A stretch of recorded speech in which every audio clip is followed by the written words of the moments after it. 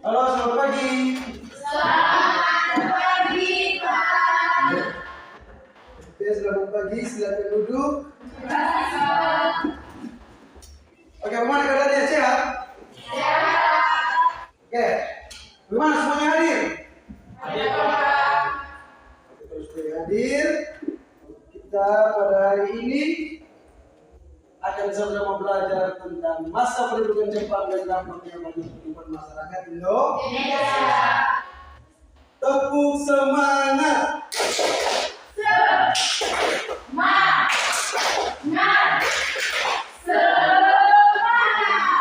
Jadi, ya, tangan kiri angkat, agak jarak. Tangan kiri bentuk, kalian membentuk suatu lingkaran, buat begini. Putar. Stop. Tangan kanan buat dalam bentuk kotak. Stop tangan kiri, tangan kanan bentuk dalam kotak. Bisa paham nih? Bisa, Pak. Sekarang kita lakukan secara bersama-sama.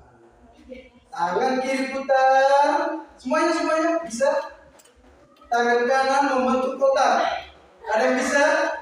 Ada yang bisa? Ya?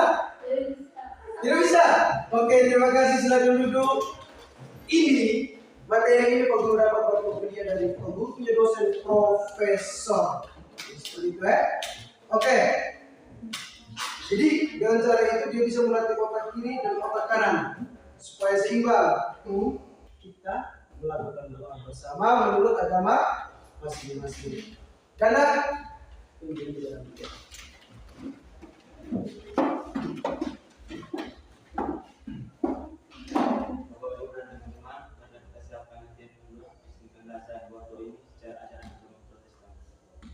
berdoa mulai. Bapak kami yang bersyukur kepadamu karena permintaanmu yang berbuat jasa kepada kami dan malah juga bagi segala kami dan guru melaksanakan kegiatan belajarnya semoga kegiatan ini boleh berjalan dengan baik seturut dengan kehendak berdoa selesai.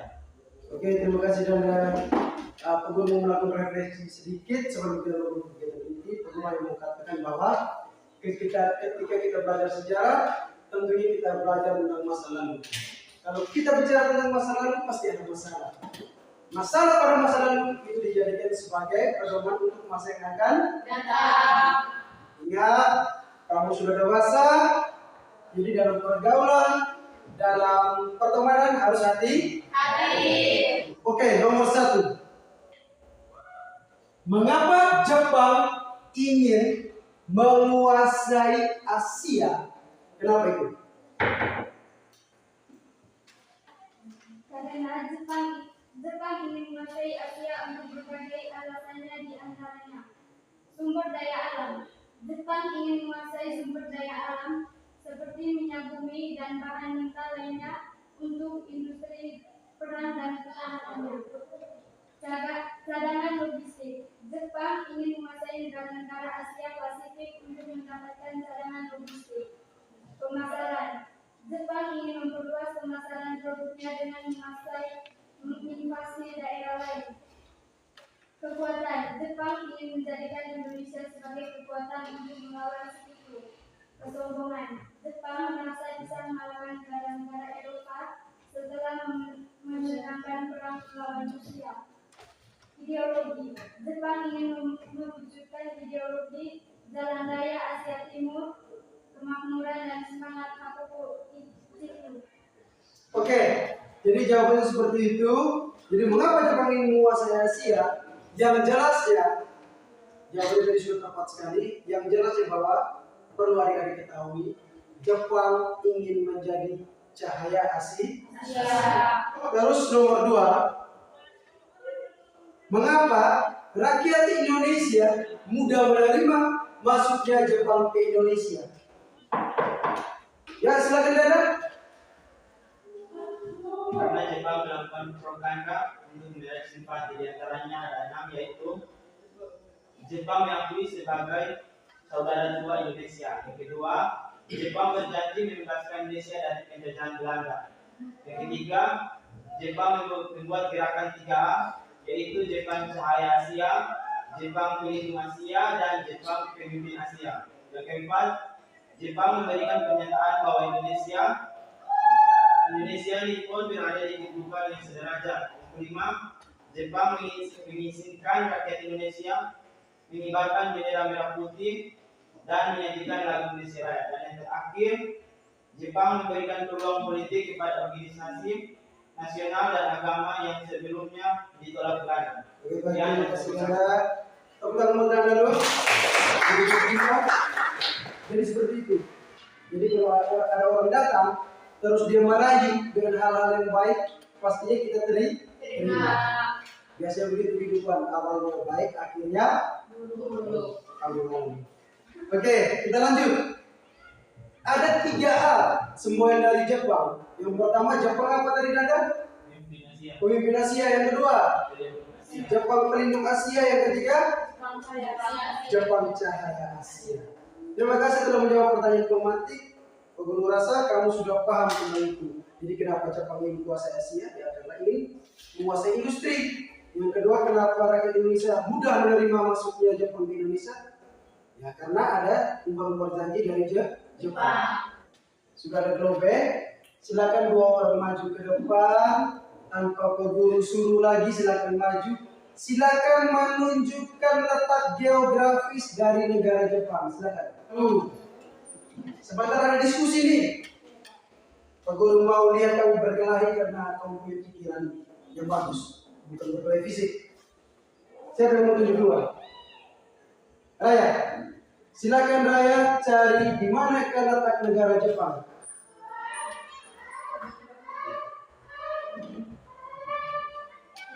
Jepang terdapat di benua apa? Asia. Asia apa? Asia Timur. Dekat negara Korea Selatan. Nah, pertanyaan untuk Raya dari kelompok 1. Deskripsikan secara singkat mengenai geografis dari negara Jepang. Silakan. Jepang secara geografis memiliki banyak pulau. Di antaranya itu yang paling dikenal adalah Hiroshima dan Nagasaki yang di masa lalunya pernah dibom oleh Amerika Serikat. Sekian dari saya, Pak. Ada yang mau menambahkan? Pas? Pas. Oke, terima kasih. Oke, terima kasih Osin, terima kasih Raya sudah kembali. Jadi benar jawabannya. Secara singkat deskripsikan. Oh, ternyata Jepang itu mirip-mirip Indonesia, banyak gunung berapi. Setiap bulan itu selalu ada gempa di Jepang. Tapi kenapa orang-orang ini pada pintar untuk sekarang ini? Jadi seperti itu ya. Itulah deskripsi singkat tentang Jepang. Jadi kependudukan Jepang dan dampaknya bagi kehidupan masyarakat Indonesia. Pada akhir tahun 1941, Jepang menyerang pangkalan Angkatan Laut Amerika Serikat terbesar di Asia Pasifik, yaitu Pearl Harbor. Sebagai awal berkobarnya perang Asia Timur yang melawan sekutu. Maka dengan jatuhnya Pearl Harbor, jalan mulus bagi Jepang untuk menguasai daerah-daerah di Asia. Jepang berada di Indonesia selama 3 tahun.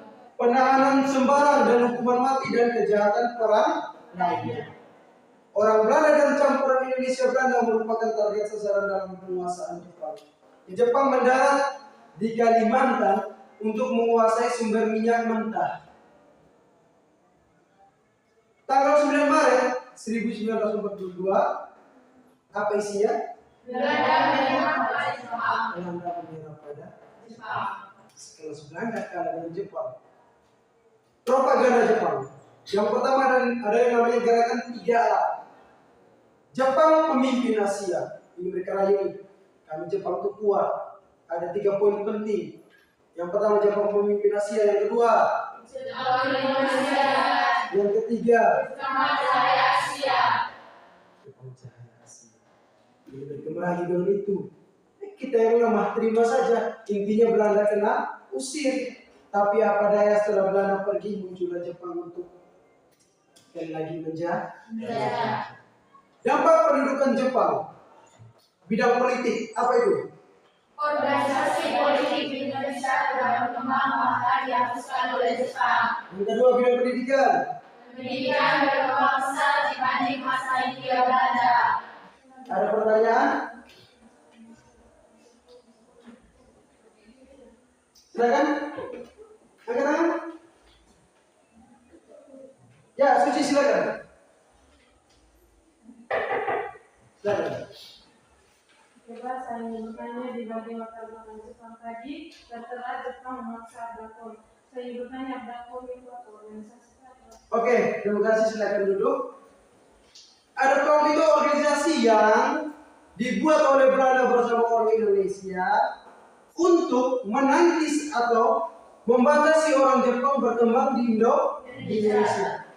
Perlu kamu ketahui, tahun 1945 di akhir-akhir Jepang itu dia keluar dari Indonesia karena apa? Karena Amerika melepaskan bom atom di Hiroshima dan Nagasaki. Nah, pada waktu itu juga terjadi, ada istilah di Indonesia, terjadi kekosongan kekuasaan atau biasa disingkat atau diistilahkan dengan vacuum of power. Kosong. Makanya pada hari Jumat pada tanggal 17 Agustus 1945 jam 10 pada bulan puasa bulan Ramadan, Soekarno membacakan apa?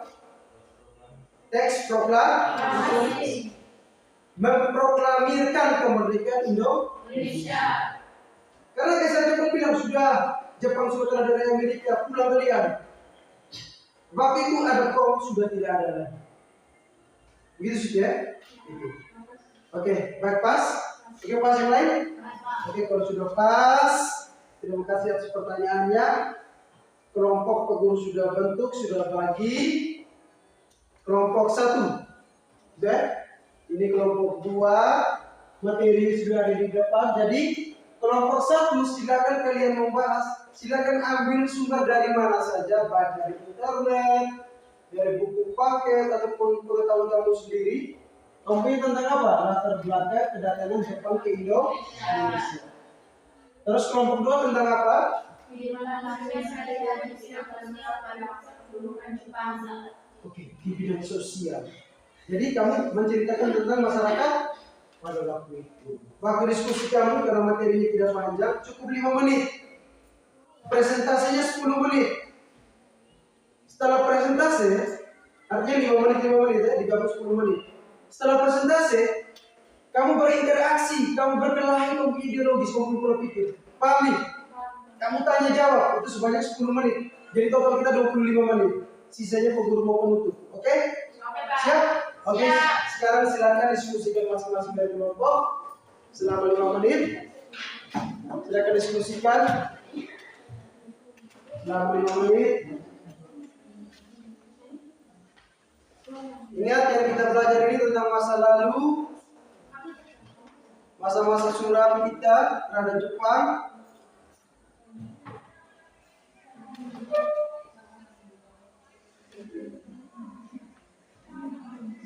Oke, bagus sekali. Ada semangat. Oke, silakan.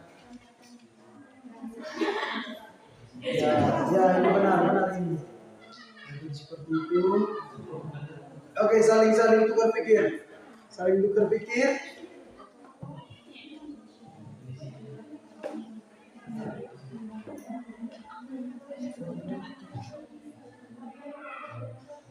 Oke, sambil kamu diskusi, sambil dengar ya. Kita juga mempelajari tentang profil pelajar Pancasila. Aku yakin kita semua orang beriman, itu poin 1. Terus poin kedua, tentunya kita bertakwa kepada Tuhan Yang Maha Esa. Terus yang ketiga, akhlak kita mulia, berkebinekaan, global, gotong royong, mandiri, kreatif, dan bernalar kritis. Itu yang mau dicapai kita. Tapi sejauh ini yang aku amati, kamu luar biasa. Terima kasih banyak. Silakan. Selamat pagi Pak. Ada besar suaranya? Saya dari kelompok 1 ingin mempresentasikan hasil diskusi kami. Jepang datang ke Indonesia karena beberapa latar belakang. Di antaranya, 1. Perang Dunia Kedua. Jepang mencari sumber daya alam untuk kepentingan perang, seperti bahan mentah dan bahan bakar. Yang kedua, menaklukkan Asia Pasifik. Jepang ingin mendirikan persemakmuran Asia Tenggara, sehingga mereka menyerang pangkalan militer Amerika Serikat dari Pearl Harbor pada 8 Desember 1940. Yang ketiga, lokasi strategis. Indonesia memiliki lokasi yang strategis dan kekayaan alam yang melimpah, seperti bahan tambang dan hasil pertanian. Dan yang terakhir, keempat, tenaga buruh murah. Jepang ingin mendapatkan tenaga buruh yang banyak dengan upaya yang relatif murah. Jepang pertama kali mendarat di Indonesia pada 11 Januari 1942 di Tarakan, Kalimantan Timur. Jepang kemudian menguasai kota-kota di sekitarnya seperti Banjarmasin, Balikpapan, dan Pontianak. Jepang dapat menarik hati rakyat Indonesia dengan gerakan 3A yang memiliki semboyan Jepang Cahaya Asia, Jepang Pemimpin Asia, dan Jepang Pelindung Asia. Jepang juga mengakui sebagai saudara kedua Indonesia. Ini saja hasil presentasi dari Bapak. Oke, pas. Mau menambahkan pas? Bagaimana kita beri aplaus untuk kelompok 1? Baik, terima kasih atas waktu dan kesempatannya. Saya ingin menanggapi dari jawaban kelompok 1. Saya ingin bertanya, sebutkan alasan Jepang mendarat di Kalimantan Timur. Oke, kenapa Jepang ingin mendarat di Kalimantan Timur? Silakan. Di Kalimantan Timur ada apa? Ayo, yang perlu saya jelaskan tadi. Baik, terima kasih. Saya akan menjawab pertanyaan dari kelompok 2. Alasan Jepang mendarat di Kalimantan Timur karena kekayaan sumber daya alam khususnya minyak dalam jumlah besar. Karena di sana ada minyak. Bagaimana kelompok 2? Pas? Setuju? Bagaimana kita beri aplaus untuk kelompok 1 luar biasa? Sekarang silakan kelompok 2 untuk presentasikan hasil diskusi kalian. Dan kelompok 1 siap bertanya. Oke, silakan. Selamat pagi, Pak Guru dan teman-teman. Saya dari kelompok 2 akan mempresentasikan hasil diskusi dari kelompok kami. Kehidupan bangsa Indonesia di bidang sosial pada masa kedudukan Jepang di Indonesia. Kehidupan bangsa Indonesia di bidang sosial pada masa kedudukan Jepang sangat memprihatinkan. Berikut adalah beberapa dampak kedudukan Jepang di bidang sosial. Yang pertama, penderitaan. Rakyat Indonesia mengalami penderitaan yang semakin bertambah karena segala kegiatannya digunakan untuk memenuhi kebutuhan orang Jepang. Yang kedua, eksploitasi. Jepang mengeksploitasi sumber daya alam dan sumber daya manusia Indonesia. Yang ketiga, Romusa dan Jubun Kianfu. Jepang menerapkan kebijakan 3 paksa Romusa dan Jubun Kianfu. Romusa adalah 3 paksa yang tidak diberi waktu istirahat dan banyak jatuh sakit. Jubun Kianfu adalah tenaga kerja perempuan yang direkrut dari berbagai negara Asia untuk menjadi penghibur tentara Jepang. Yang keempat, perubahan pendidikan. Sistem pendidikan mengalami perubahan drastis, seperti penurunan jumlah murid, sekolah, dan guru. Yang kelima, pengaruh budaya Jepang. Jepang berusaha menerapkan nilai-nilai kebudayaannya kepada bangsa Indonesia, seperti memberi hormat ke arah matahari terbit atau Seikirei. Yang keenam, pengawasan terhadap seniman dan media baik. Jepang mendirikan pusat kebudayaan Keinin Inka Yoso untuk mengawasi karya para seniman dan media pers. Yang ketujuh, komunikasi. Kesulitan proses komunikasi antar pulau dan dunia luar karena semua saluran komunikasi dikendalikan Jepang. Saya presentasi dari kelompok kami. Oke, baik, terima kasih kelompok 2. Mari kita beri aplaus. Luar biasa. Oke, silakan menanggapi. Ini menarik nih. Silakan. Silakan. Baik, terima kasih atas kesempatan yang sudah diberikan oleh Bapak Guru. Saya akan bertanya tadi dari kelompok 2 sempat menjelaskan tentang apa itu Romusa. Jadi di sini pertanyaan saya adalah bagaimana kondisi dari masyarakat atas dampak yang terjadi karena Romusa. Kita akan menjawab pertanyaan dari kelompok 1. Mengalami penderitaan yang besar akibat kondisi kerja yang berat, yaitu kelaparan, penyakit, dan perlakuan yang tidak manusiawi atau disiksa. Sekian dan terima kasih. Duduk pas. Oke, mari kita beri aplaus untuk kelompok 1. Kelompok 2, terima kasih luar biasa. Hanya menggigit, jawabannya begini. Jadi tadi sudah nih, kelompok 1 sudah bertanya, kelompok 2 sudah bertanya. Sekarang giliran kita guru yang mau bertanya ke masing-masing kelompok. Siapa jawab? Untuk kelompok 1, latar belakang kedatangan Jepang ke Indonesia. Oke, pertanyaannya adalah, di situ sudah kamu singgung tentang 3A. Jepang pelindung Asia, pemimpin Asia, dan cahaya Asia. Silakan kamu jelaskan maksudnya apa sih itu? Maksud dari 3A itu apa? Silakan, ayo diskusi silakan. Apa maksud dari 3A? Nurul, silakan yang lain dengar, fokus. Oke. Baik, saya akan menjawab pertanyaan yang diberikan oleh Pak mengenai maksud dari 3A. Maksud ini adalah semboyan ini ada untuk menarik hati dan simpati bangsa agar mau membantu Jepang. Itu saja yang dapat saya. Oke, baik, terima kasih dari Nurul. Jadi yang mau menarik hati saja. Artinya apa? Rayu? Padahal 3. Oke, untuk kelompok 2. Tadi kan sudah dijelaskan oleh teman Amel, di situ ada istilah wanita penghibur, ada? Oke, penghibur. Menurut pandangan kamu, kelompok 2, menurut pandangan kamu, menurut pemikiran kamu, seandainya hal tersebut terjadi di era sekarang dan perempuan tersebut adalah keluarga kita, apa yang akan kamu lakukan? Silakan deskripsikan. Oke, silakan. Oke, kelompok 2 ada pertanyaan dari Pak Guru. Soal jika hal tersebut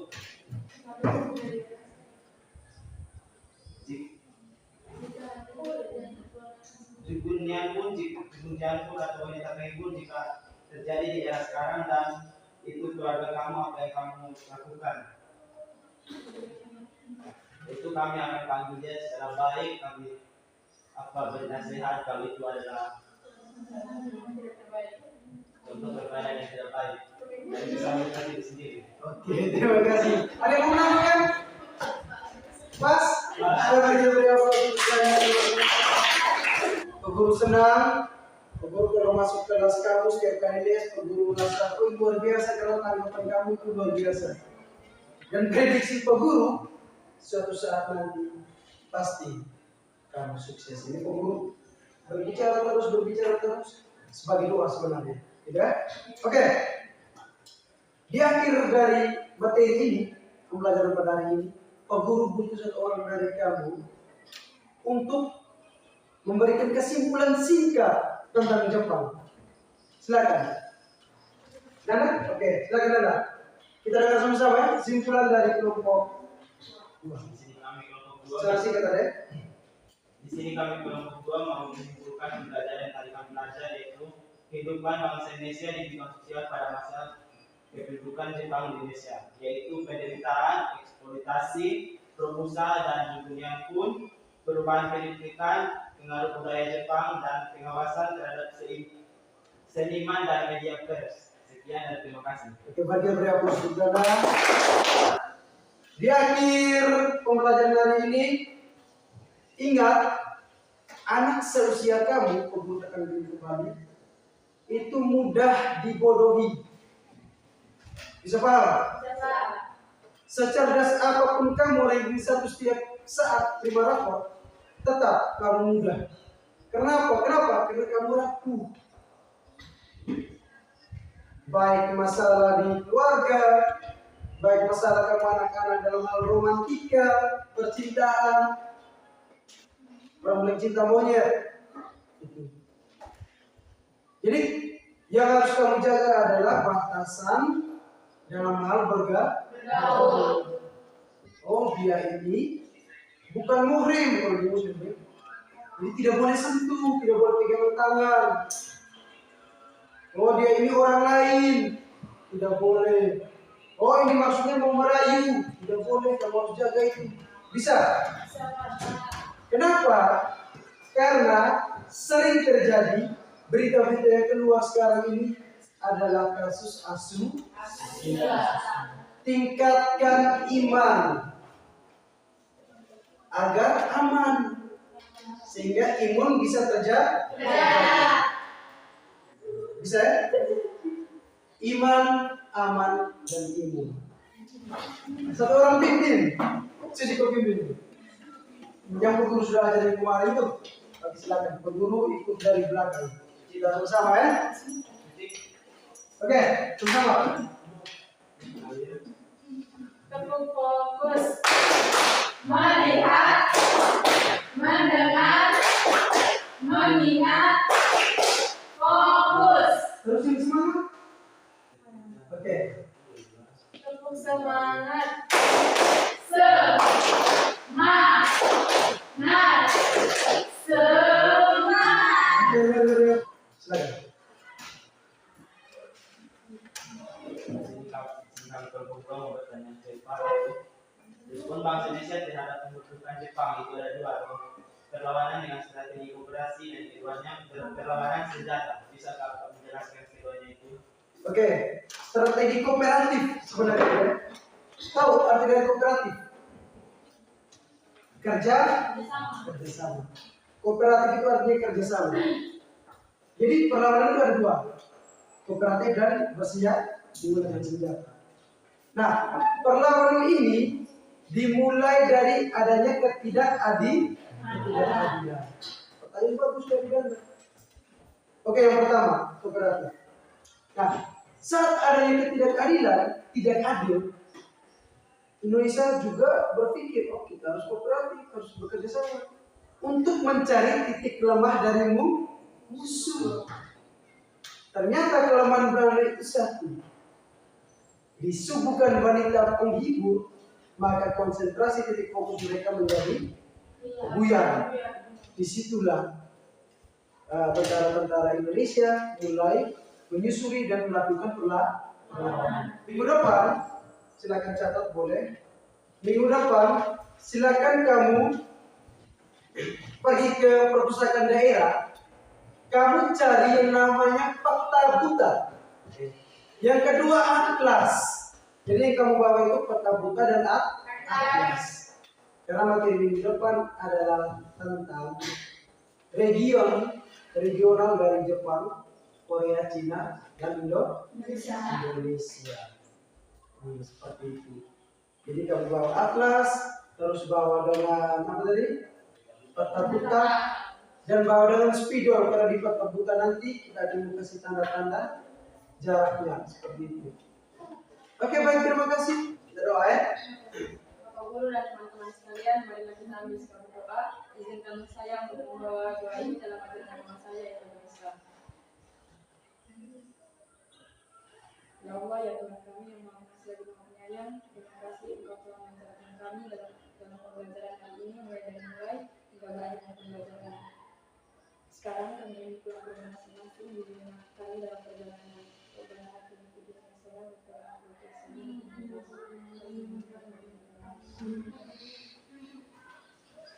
Oke, kita atur lagi kursi ya. Sebelum kita keluar aturkan juga. Sambil Pak Guru. Setelah atur, Pak Guru keluar. Silakan bersama salam ya. Ini sebentar, Dana. Tolong yang dekat, Dana ya. Guru yang ke kelas berapa materi dulu.